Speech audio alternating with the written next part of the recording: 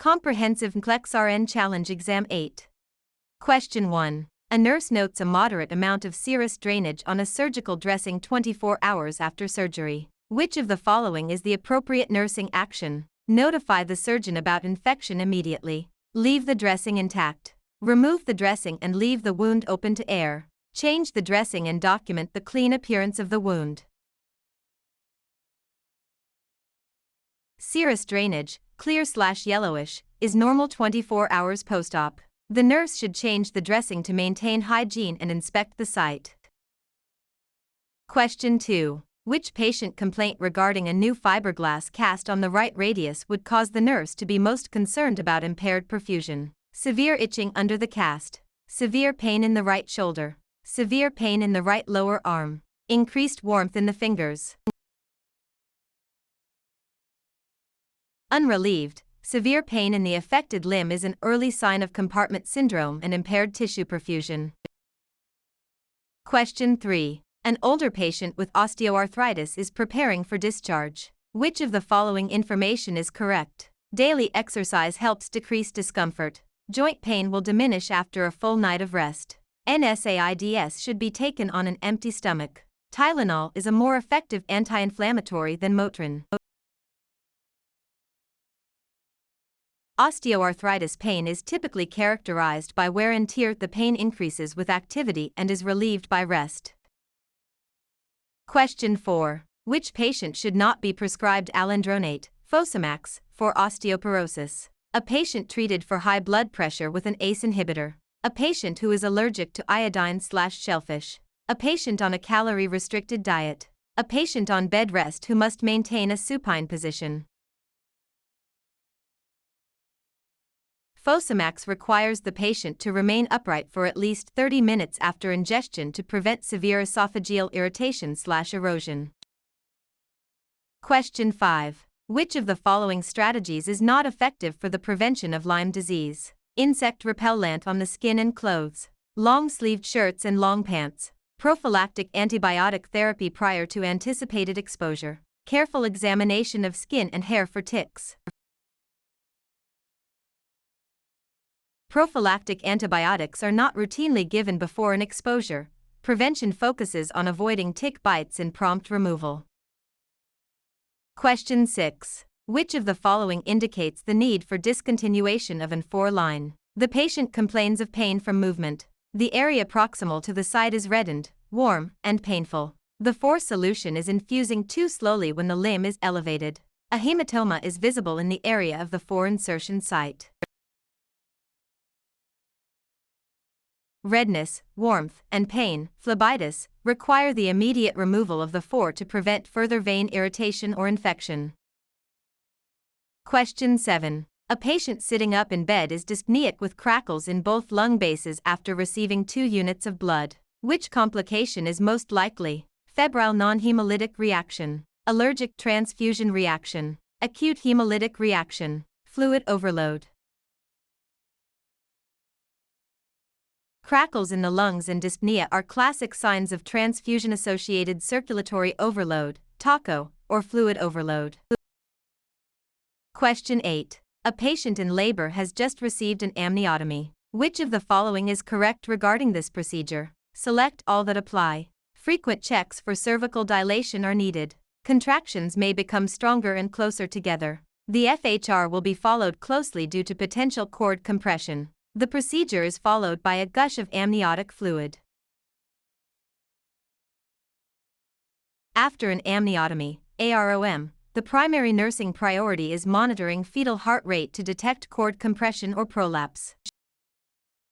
Question 9. Which instruction regarding a newborn with hyperbilirubinemia is not correct? Continue to breastfeed frequently. Follow up with a physician within 72 hours. Watch for signs of dehydration. Keep the baby quiet, swaddled, and in a dimly lit area. Infants with jaundice need exposure to light, natural or phototherapy, to help break down bilirubin. A dimly lit area is counterproductive. Question 10. Which instruction should the nurse provide regarding car safety for a healthy newborn trip home? Restrained in a car seat, in the back seat, rear facing. Restrained in a car seat, in the front passenger seat. Restrained in a car seat facing forward in the back seat. The parent may sit in the back seat and hold the newborn. Safety standards require newborns to be in a rear-facing car seat in the back seat of the vehicle. Question 11. A nurse is administering furosemide to a patient with CHF. After the infusion, which symptom is not expected? Increased urinary output, decreased edema, decreased pain, decreased blood pressure. Furosemide is a diuretic used to reduce fluid volume. It has no direct analgesic properties to decrease pain. Question 12. There are a number of risk factors associated with coronary artery disease. Which of the following is a modifiable risk factor? Obesity, heredity, gender, age. Obesity is modifiable through diet and exercise, whereas heredity, gender, and age are non-modifiable risk factors. Question 13. Which of the following is a contraindication for treatment with tissue plasminogen activator, TPA? Worsening chest pain that began earlier in the evening. History of cerebral hemorrhage. History of prior myocardial infarction. Hypertension. A history of intracranial bleeding is an absolute contraindication for thrombolytics, TPA, due to the risk of fatal hemorrhage. Question 14. Following myocardial infarction, what is the primary purpose of encouraging frequent leg exercises and ambulation? Increases fitness and prevents future heart attacks. Prevents bed sores. Prevents deep vein thrombosis, DVT. Prevent constipations. Ambulation and leg exercises promote venous return and are critical in preventing the formation of deep vein thrombi. Question 15. Which symptom should the nurse expect a patient to exhibit if they are in cardiogenic shock? Hypertension, bradycardia, bounding pulse, confusion. Decreased cardiac output in cardiogenic shock leads to poor cerebral perfusion, manifesting as confusion, restlessness, or agitation. Question 16. Which of the following is a hereditary risk factor for developing atherosclerosis? Family history of heart disease, overweight, smoking, age. A family history of heart disease is a genetic/hereditary factor that increases an individual's risk for atherosclerosis. Question 17. Which of the following facts about claudication is correct? Select all that apply. Oxygen demand is greater than oxygen supply. Pain often occurs during rest. It is a result of tissue hypoxia. It is characterized by cramping and weakness. Claudication is ischemia-related pain, cramping/weakness, that occurs when the muscle's oxygen demand exceeds the available supply. Question 18. Which instruction should be included for a patient with peripheral vascular disease, PVD? Walk barefoot whenever possible. Use a heating pad to keep feet warm. Avoid crossing the legs. Use antibacterial ointment to treat skin lesions. Crossing the legs compresses vessels and can further impair already compromised circulation in a patient with PVD. Question 19. A patient diagnosed with Raynaud's disease, vasospastic disorder, is most likely to fit which description? An adolescent male, an elderly woman, a young woman, an elderly man. Raynaud's disease predominantly affects young women, typically between the ages of 15 and 30.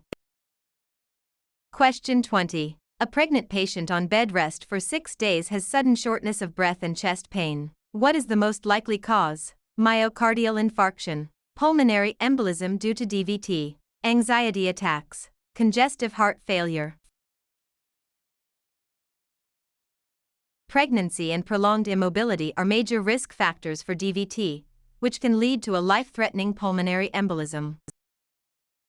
Question 21. What is a significant and dangerous complication associated with thrombolytic therapy used in stroke treatment? Air embolism, cerebral hemorrhage, expansion of the clot, resolution of the clot. The primary risk of thrombolytic therapy is major bleeding, most dangerously a cerebral hemorrhage. Question 22. An infant holds his head in an unusual position and always faces to one side. What is the most likely explanation? Torticollis, craniosynostosis, plagiocephaly, hydrocephalus. Torticollis, Rhineck, is caused by the shortening or contraction of the sternocleidomastoid muscle, causing the head to tilt. Question 23. Which statement about Osgood-Schlatter disease is correct? Caused by competitive swimming. Usually requires surgical intervention. Patient experiences pain in the inferior aspect of the knee. Student is trying to avoid physical education. Osgood-Schlatter is an overuse injury causing pain and swelling at the tibial tubercle, just below the kneecap. Question 24. A nurse asks a 13-year-old female to bend forward at the waist with arms hanging freely. Which assessment is being conducted? Spinal flexibility, leg length disparity, hypostatic blood pressure, scoliosis. The Adams forward bend test is the standard screening tool used to detect the spinal curvature or rib hump associated with scoliosis. Question 25. Which characteristic is the nurse least likely to find in a parent who is abusing their child? Low self-esteem, unemployment, self-blame for the injury, single status. Abusing parents often use denial or project blame onto the child. They rarely exhibit genuine self-blame or insight into the injury. Question 26. Which sign or symptom in a 4-year-old child following head trauma would be a cause for concern regarding increased ICP? Bulging anterior fontanelle, repeated vomiting, signs of sleepiness at 10 p.m., inability to read short words from 18 inches. In a 4-year-old, whose fontanelles are closed, repeated vomiting is a classic sign of increased intracranial pressure. Question 27. Which observation indicates that a non-immunized child may have rubella, measles? Small blue-white spots visible on the oral mucosa. The rash begins on the trunk and spreads outward. There is low-grade fever. Lesions have a teardrop on a rose petal appearance. Colic spots, small blue-white spots on the inner cheeks, are a pathognomonic early sign of rubella. Question 28. Which description of scarlet fever is not correct? Caused by group A streptococcus. Strawberry tongue is a characteristic sign. Petechiae occur on the soft palate. The pharynx is red and swollen. While strep can cause petechiae, they are not a defining characteristic of scarlet fever as much as the sandpaper rash and strawberry tongue are. Question 29. A 30 kg child is prescribed Benadryl 25 mg 3x/day. The correct dose is 5 mg/kg/day. Which describes this dose? It is the correct dose. The dose is too low. The dose is too high. The dose should be increased or decreased depending on symptoms. Calculation: 30 kg * 5 mg equals 150 mg per day. The current order, 25 mg * 3, is 75 mg per day, which is half of the recommended dose. Question 30. Regarding an undescended testis in a 2-month-old, which statement is most accurate? Normally, the testes are descended by birth. The infant will likely require surgical intervention. The infant probably has only one testis. Normally, the testes descend by 1 year of age. In most full-term infants, the testes have already descended into the scrotal sac by the time of birth.